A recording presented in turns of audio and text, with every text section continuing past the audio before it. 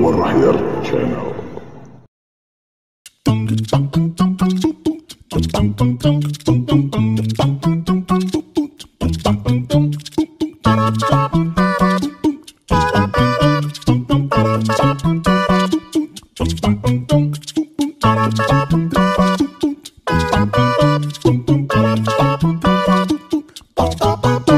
Assalamualaikum warahmatullahi wabarakatuh. Kembali bertemu dengan saya Ahyar M. Permana di Suara Ahyar, dan kita ada di ruang tamu, tempat saya berbincang dengan tamu-tamu saya tentang aktivitas mereka, tentang keseharian mereka, atau hal-hal yang menarik pada diri mereka. Dan tamu saya kali ini luar biasa. Ini guru saya, tempat saya belajar berani pada saat masih mahasiswa. Assalamualaikum Prof. Cecep. Waalaikumsalam. Kumaha damang? Saya Samsuna. Saya perlu belajar berbulan-bulan untuk ngomong agak bener gitu, kumaha damang.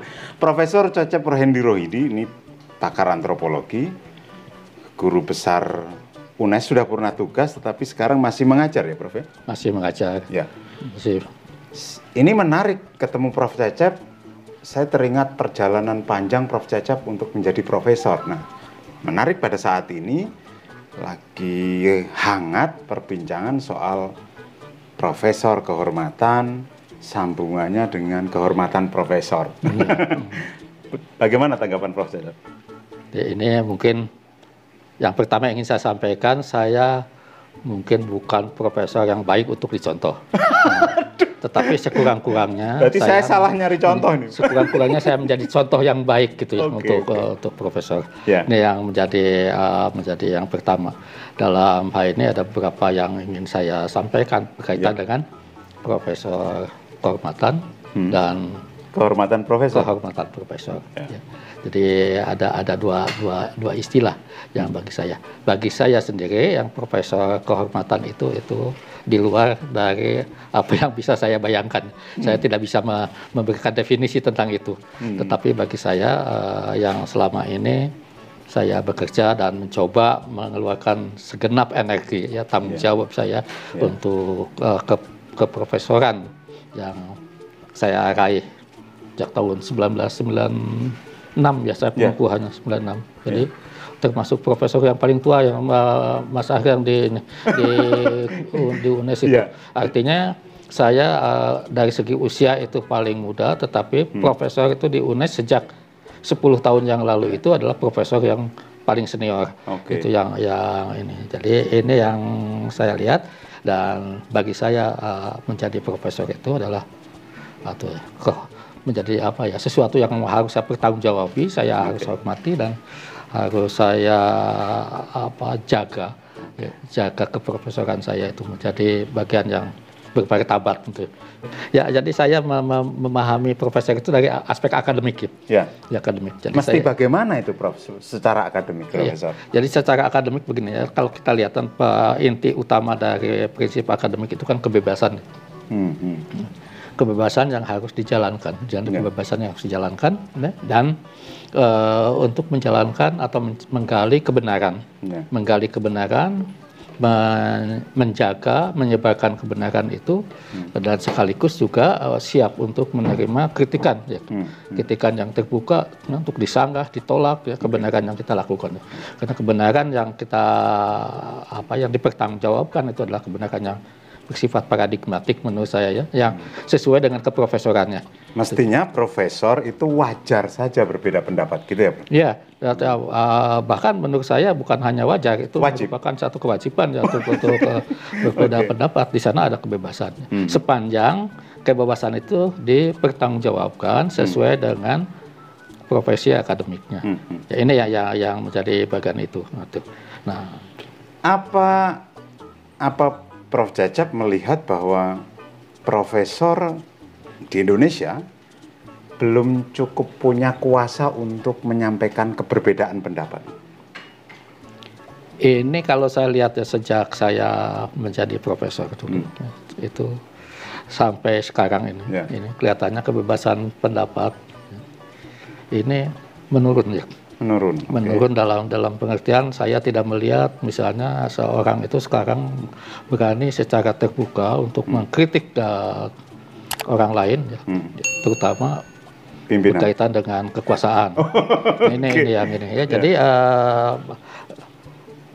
kalau sekarang saya lihat ini, ya, bukan hanya profesor, saya kira atau ini yang menyangkut juga seluruh yang bekerja di bidang akademik ya, di perguruan tinggi ini. Sikap kritis yang kurang tuh, ya, yang tidak muncul. Kenapa? Karena kritis tidak menjadi bagian dari apa istilahnya itu untuk mencapai satu peringkat tertentu itu, tidak menjadi bagian dari akreditasi ya untuk ini. Ya, jadi apa hal yang membuat itu terjadi, Bro? Saya kira kita masih terjebak juga dalam pemikiran-pemikiran yang masa yang lampau. Kalau saya lihat itu, yang pertama ya kita masih belum beranjak jauh dari pemikiran yang serba mistik gitu. Ini yang kalau saya lihat itu. Kemudian yang kedua feodalisme, yang sehingga sekarang ini yang berlaku bukan misalnya kalau berkaitan dengan politik ya, bukan mengakademisasi politik, tapi mempolitisasi akademik nih, yang terjadi ini. Saya kira ini kunci yang sekarang ini ya, ini berkaitan dengan itu. Yang pertama faktor mistik, yang kemudian yang kedua faktor politik kekuasaan. Kalau dari kurun, dari waktu, kira-kira di Indonesia hal seperti itu terjadi mulai kapan, Bro? Ini yang apa ironis menurut saya, sangat ironis. Seharusnya kan ini masa sesudah reformasi menjadi lebih leluasa, menjadi lebih bebas. Pada saat sebelum reformasi, di mana orang seringkali menyebut juga ada keterbatasan ya, pembatasan pada waktu sebelum reformasi untuk mengemukakan pendapat. Ya.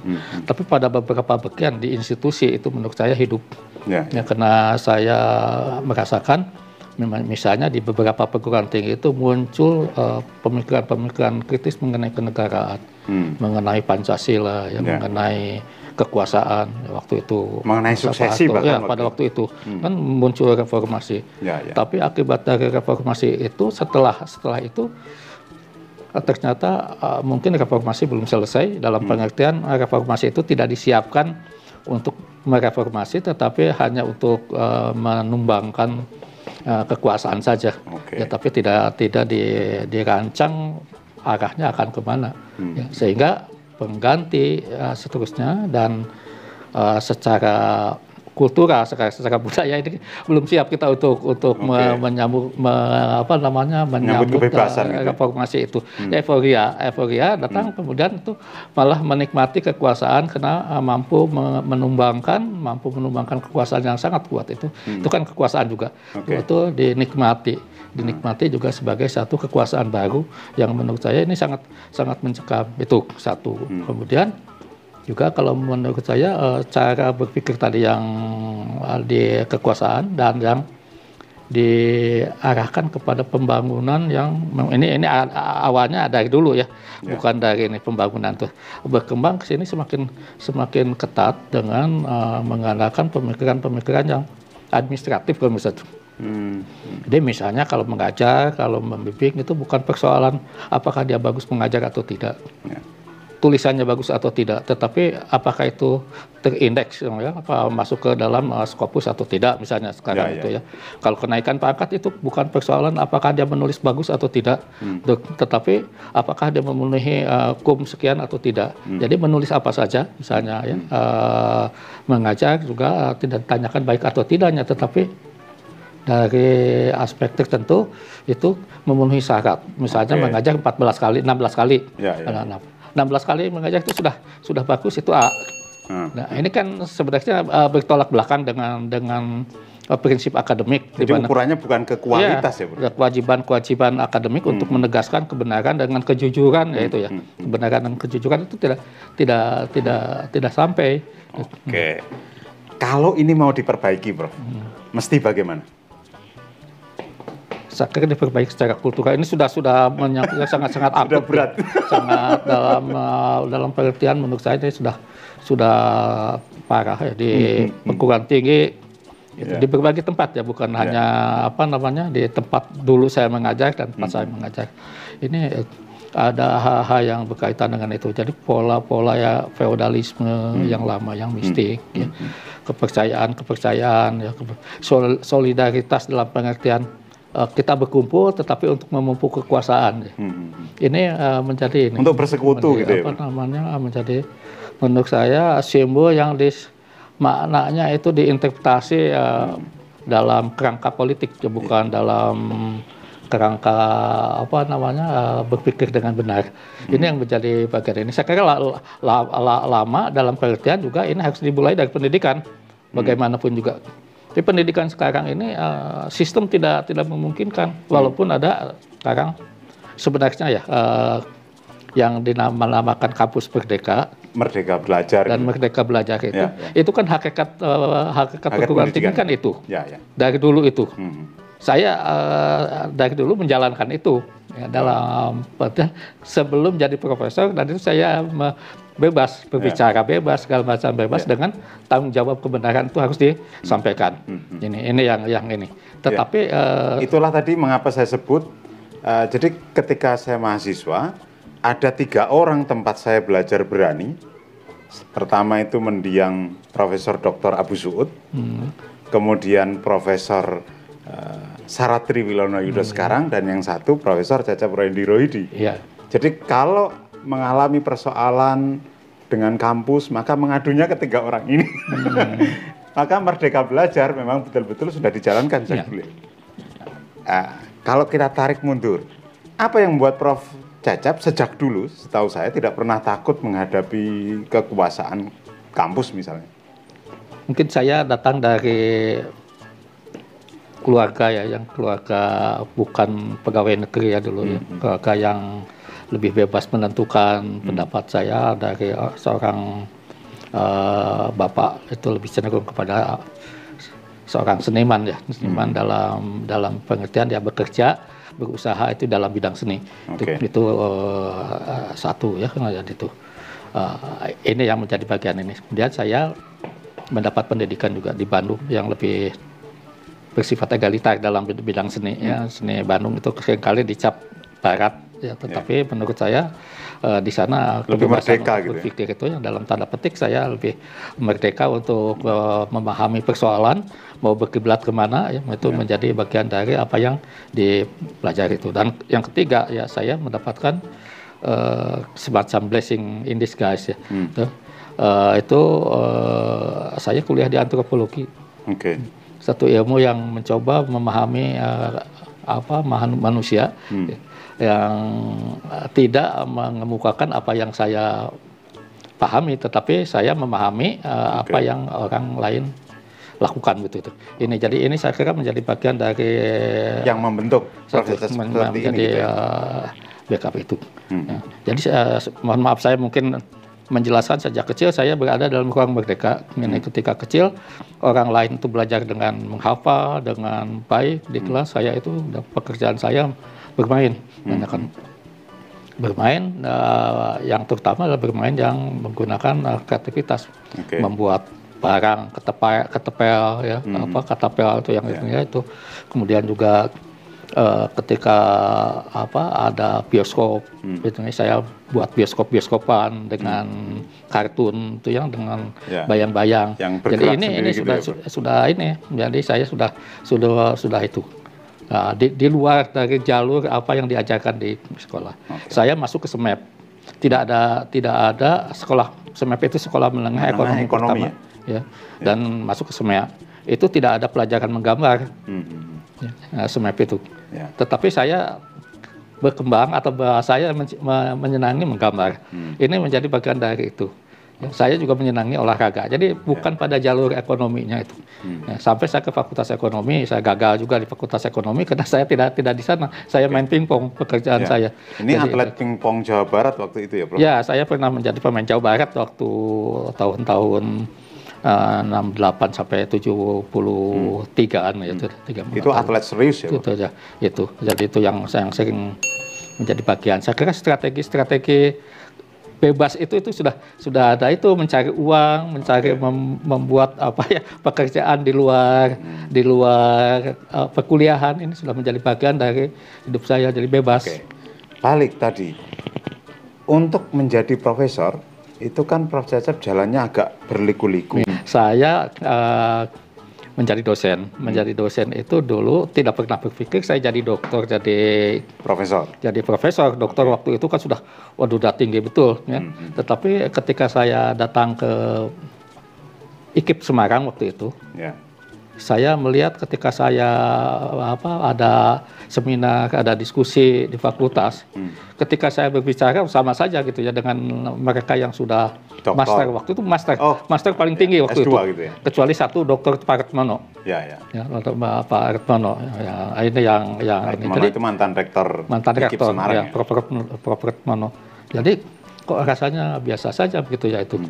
Maka saya ingin menjadi pengajar yang baik ya. Kalau sama dengan saya, terus saya juga akan bisa gitu ya. Saya masuk ke S2. Oke. Ya, kebetulan saya juga salah masuk S2 itu. Saya masuknya ke antropologi, saya kan bidang seni. Ya. Masuk ke antropologi. Apa suka, memang nggak suka yang linear, Prof? Prof. Cecep apa suka yang belok-belok gitu? Ya saya kira saya itu kerjaan saya bulak-belok dari dulu itu ya. Jadi saya tidak pernah lurus. Ya. Ya, orang lain kan mengatakan dari yang saya sering kali bercerita juga, kalau saya memahami orang lain yang profesor itu dari mulai SD, SMP, SMA itu Lurus. bintang pelajar. Oh ya. Lurus terus. Saya tidak begitu. Nggak pernah jadi anak nakal gitu? Saya tidak pernah menjadi bintang pelajar. Ya. Saya tidak pernah menjadi ini. Tapi ketika saya bertemu dengan orang-orang yang bersangkutan itu perasaan saya sama saja. Jadi artinya saya tidak meremehkan, tetapi saya banyak hal yang belokan-belokan, jahil ke orang juga. Itu dari dulu ya, jahil dalam pengertian ini. Nah, setelah saya merasakan itu, dan dalam beberapa respon ya, ketika saya bertemu dengan kawan-kawan ketika SMP, SMAP ya, ketika SMEA itu responnya terhadap saya itu tanggapan atau kenangan pada saat itu, kenangan tentang kejahilan, kenakalan. Jadi bukan ini punya dulu itu punya prestasi apa gitu ya. Kecuali pingpong itu saya katakan ya, dan menggambar itu ya itu. Ini ya. Tukang gelut. Nah, itu diantaranya itu jahil. Itu tidak menjadi bagian dari saya lurus ya itu. Nah, demikian juga jadi profesor itu juga ketika itu kebetulan saya kan karena segala macam tahu, tetapi saya sudah punya ikatan, sudah punya fokus. Saya atau punya background, prinsip dasar yaitu antropologi. Jadi saya bebas menulis apa saja, tapi dasarnya antropologi. Itu yang ini membuat itu yang diikat ya, yang dulu itu saya sejak kuliah S1 semester 1 saya sudah menulis di koran Bandung waktu itu ya, mahasiswa itu yang ditulis macam-macam dari seni rupa sampai kejadian sehari-hari itu saya tulis. Ini sudah jadi itu. Nah, itu belum mengikat. Nah, setelah ke sana saya diikat oleh antropologi, tapi tulisan saya macam-macam dari topiknya macam-macam, tetapi tetap pisaunya antropologi. Betul. Jadi saya di nutrisi saya menulis, misalnya ya tentang olahraga saya menulis. Ketika saya banyak menulis pada masa itu, ketika menjadi profesor tidak ada batasan seperti yang sekarang ini. Ada Scopus, ada segala macam itu ya. Semua tulisan itu setelah saya hitung itu ternyata Mas Ahyar itu saya dihitung-hitung menurut hitungan saya itu sampai 900. Ya. Padahal yang dibutuhkan 550. 550 itu kalau loncat naik 4 tahap. Saya naik 4. Dulu kan ada lektor muda, lektor media gitu ya. Ini. Jadi saya naik 4 melompat 4 jabatan. Melompat 4 jabatan. Ini dihitung-hitung itu cukup. Ada peraturan baru yang itu. Jadi saya memanfaatkan peraturan baru itu yang ini, dan saya kira saya merasa bahwa saya sudah cukup kewajiban saya sudah terpenuhi, jadi saya akan itu kedudukan terhormat itu saya akan coba raih. Ya. Itu pun dengan perjuangan. Ya, silakan diminum dulu, Bro. Baik, Anda masih bersama saya, HRM Permana, tuan rumah di ruang tamu, dan tamu spesial saya, Profesor Cecep Rohendi Rohidi.